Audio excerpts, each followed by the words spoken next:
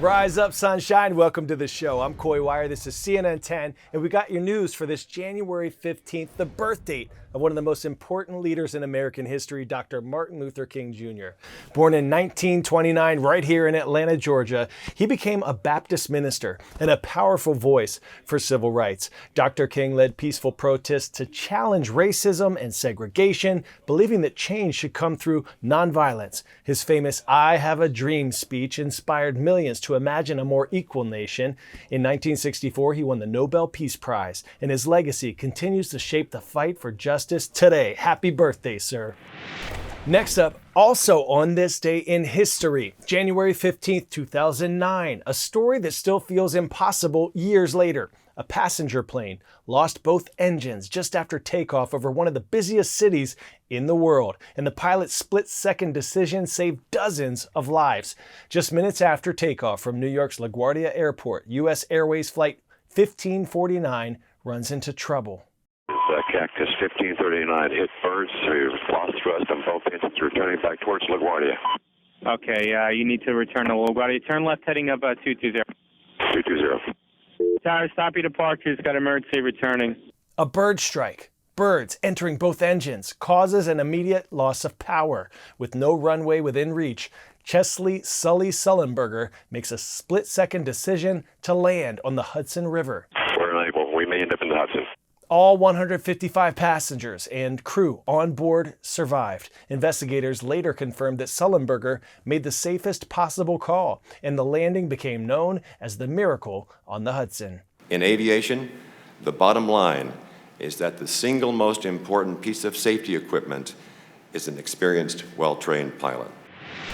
Next up, a space flight that's made history, shattering the ceiling on who gets to soar among the stars. A paraplegic engineer from Germany is now officially part of space history. Michaela Michi Benthaus is a mechatronics and aerospace engineer at the European Space Agency, disability advocate, and now the first wheelchair user to fly above the Kármán line, the internationally recognized edge of space. 7 years after a mountain biking accident and a spinal cord injury, Benthaus says her life changed, but her lifelong dream of going to space did not. I think there was not like this one moment where I realized that my dream of going to space is not over. Blue Origin says the spacecraft itself didn't need redesigning because accessibility was part of the original New Shepard design, while ground systems like elevator access and improved harnesses help astronauts get in and out safely. Benthaus says being first isn't just about space, it's about inclusion for everyone. I feel like a little bit the responsibility of being the first wheelchair user is also to point back on Earth. Of course, if we want to be an inclusive society, we should be inclusive in every part and not only in the parts we like to be.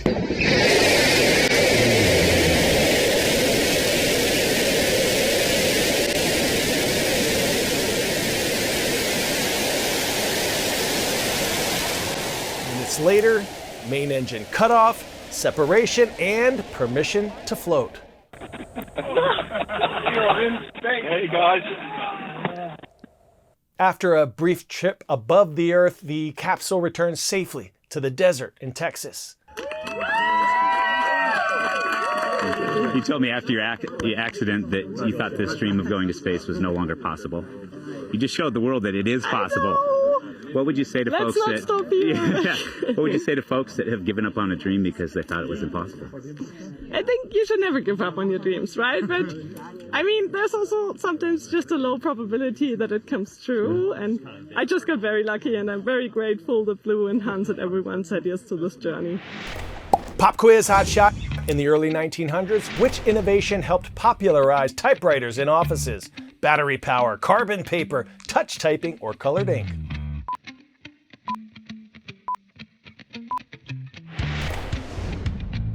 If you said touch typing, you are within the margins. It is a technique where you don't look at the keyboard, relying on muscle memory. All 10 fingers start from the home row.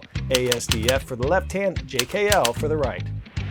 Have you heard of a trend where some people are choosing to revert back to a more analog version of a cell phone in an attempt to spend less time scrolling on social media and other apps on a smartphone?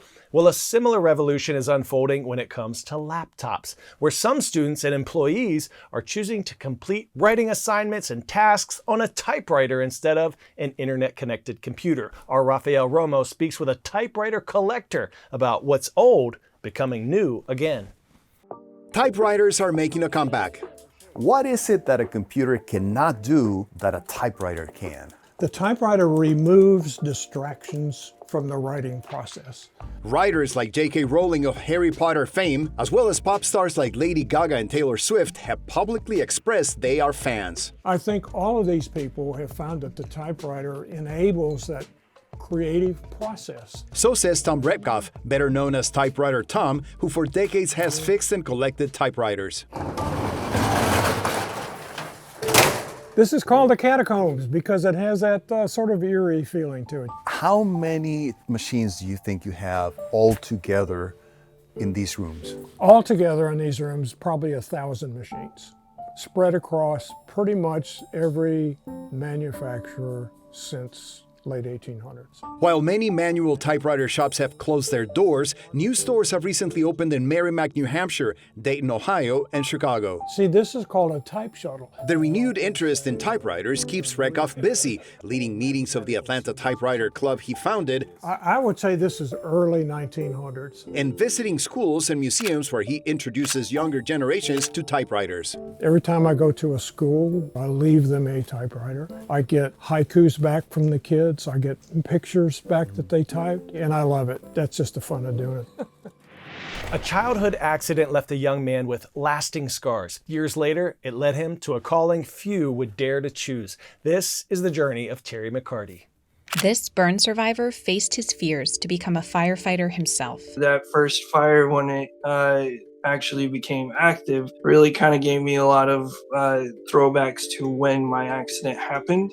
When Terry McCarty was just 6 years old, an accident caused burns over 73% of his body after his brothers lit a bowl of kerosene on fire. So the full bowl of flaming kerosene flew at me. It hit me in the chest and effectively caught me on fire. The neighbor came home, saw what was happening. He grabbed his sleeping bag that he had in his car, came over and tackled me and put me out. What followed was a long physical and emotional road to recovery. I would have 58 surgeries over a period of 10 years. It was really difficult because I'd missed a lot of school due to the surgeries, and then also didn't have very good friend support because, I wasn't constantly at school going to things like that. Even as an adult, McCarty found employers unwilling to give him a fair chance. I tried to get a job as an oil technician, and the manager that was on duty that day told me that I would be a liability, that I wouldn't be able to go work for him. So that's why I went out and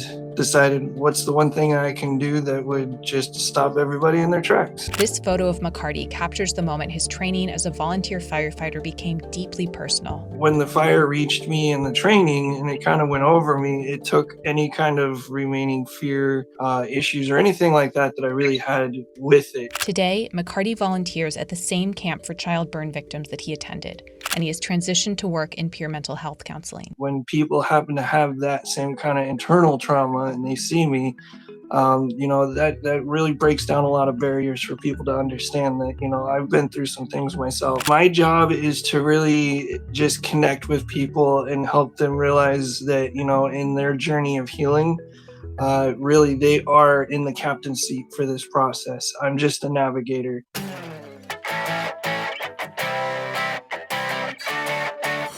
Today's story getting a 10 out of 10, the good old-fashioned compassion of a student which turned a school pantry into a place of support for her entire community. During her senior year at Ames High School in Iowa, Caitlin Okerlund learned about food systems in class while seeing more families rely on food pantries due to the government shutdown. So she created simple grab-and-go meal kits from her school's pantry to make dinner time easier for families. The pantry got a big increase in people who kind of needed it. So just making it as simple as possible, like grab and go. We looked for things that are completely shelf stable, high in protein, that'll be filling. The kits include multiple meals, recipes, even birthday cake kits, because celebrating still matters even during hard times. What started as one student's mission has quickly grown. The pantry is in partnership with the Food Bank of Iowa and has become a central hub for similar pantries, helping to meet the demand across the community. Caitlin spends about 4 hours each week at the pantry, determined to make the most of her time before she graduates. I mean, this is super fun. It's super rewarding. We're looking for more recipes and to expand and hear what people like, what they want more of. Turning class lessons into community action, now that is a 10 out of 10. Okay, what do you say we have 2 shout outs for you today? The first one goes to Miss Bradshaw at Riverdale High School in Jefferson, Louisiana. Thank you for including us in your classroom. Rise up. And Valley View Middle School in Edina, Minnesota. Thank you for these custom M&Ms. We have some of my lines on there like "Rise Up, Sunshine." We have my face. I appreciate the gesture, but I'm really big into fitness. Big on fitness. Whole jar of M&Ms in my mouth. Delicious. I hope your day is as sweet as mine. I'll see you tomorrow. I'm Coy Wire, and we are CNN 10.